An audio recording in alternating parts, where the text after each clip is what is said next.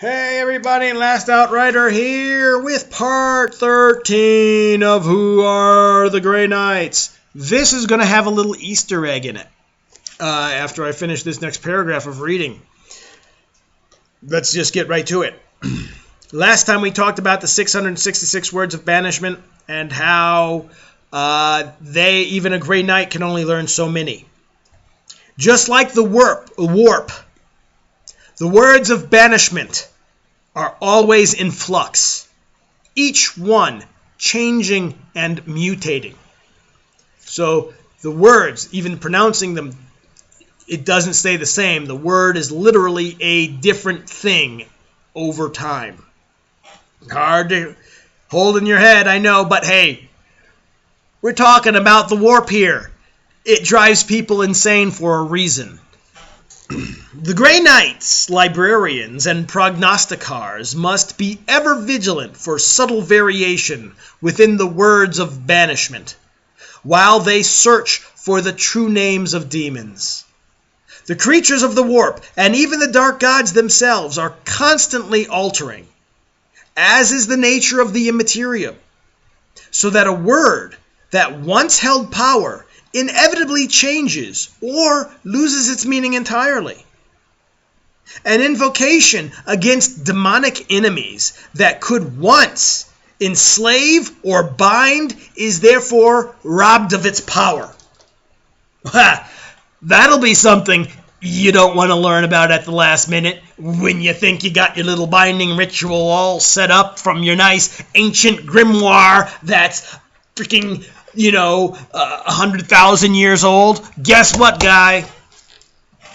You probably want to get the updated edition. However, such is the fickle nature of chaos that for every demon that unravels a word of banishment, another is creating more for its own amusement. And so, the endless war continues. Listen to that crazy stuff. Some demons are out there trying to figure out ways to disrupt exorcism rituals and words of banishment. At the same time, for every demon that figures out a way to destroy an exorcism ritual, another demon out there just created one. Just for shits and giggles. Demons create their own exorcism rituals and words of banishment. If there's anything from that paragraph, try to wrap your brain around that idea. Now, this is where this video is going to have its Easter egg. I have another video called Who is the Emperor? Now, in that one, I didn't talk about this, and I think it fits best in a Grey Knight video for the Grey Knight fans. How many of you have heard of the word or language enuncia? It's in the Eisenhorn books and several other short stories and other books and Ravnor and everything like that. It's been bouncing around for years in 40k. Enuncia is apparently what these words of banishment are.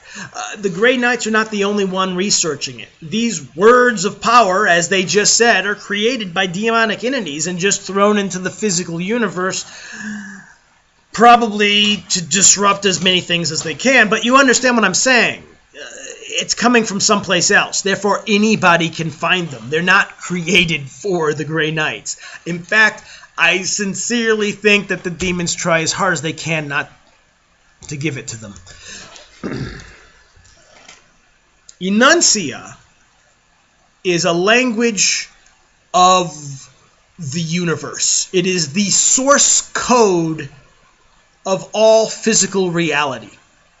So basically, if you can speak this language, you can speak reality into existence. Whatever you say, whatever you describe, happens in reality. So if I say I want a table is going to be a flat surface with 4 legs and as I describe it, it comes into existence. I believe this is how things work in the warp. And these words of banishment are little bits of how the warp works in physical world. That's how you can banish a demon.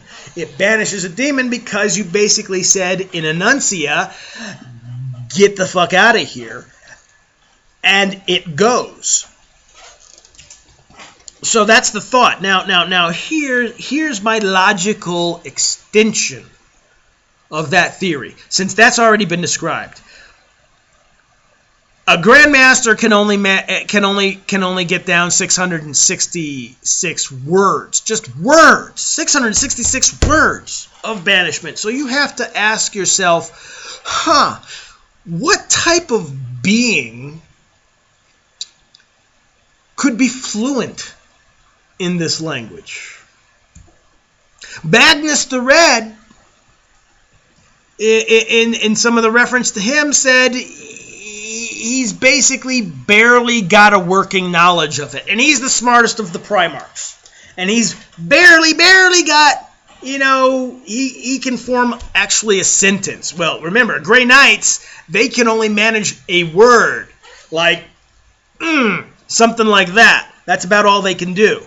So for Magnus to actually craft a sentence, as you can see, is magnitudes above that. It's hypothesized that that's how he broke through the Emperor's shielding to get the news to him that Horus had turned traitor at great cost, which it then turns out, oops, that probably wasn't a good idea. So, do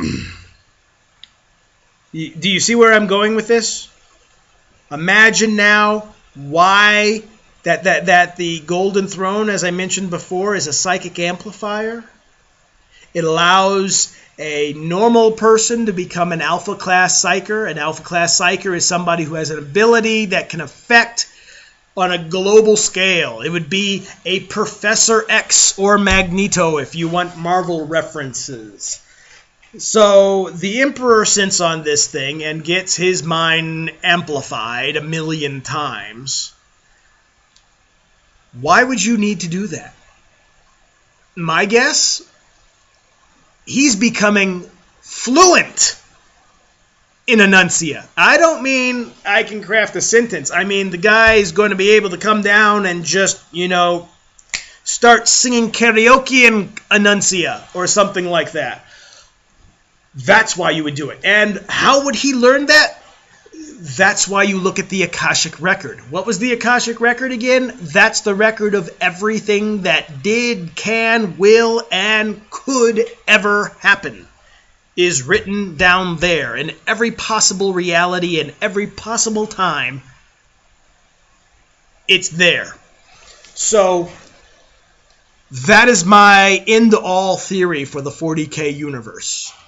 The Emperor has gone into a massive psychic amplifier to access the Akashic Record, which is the history of everything, to research that,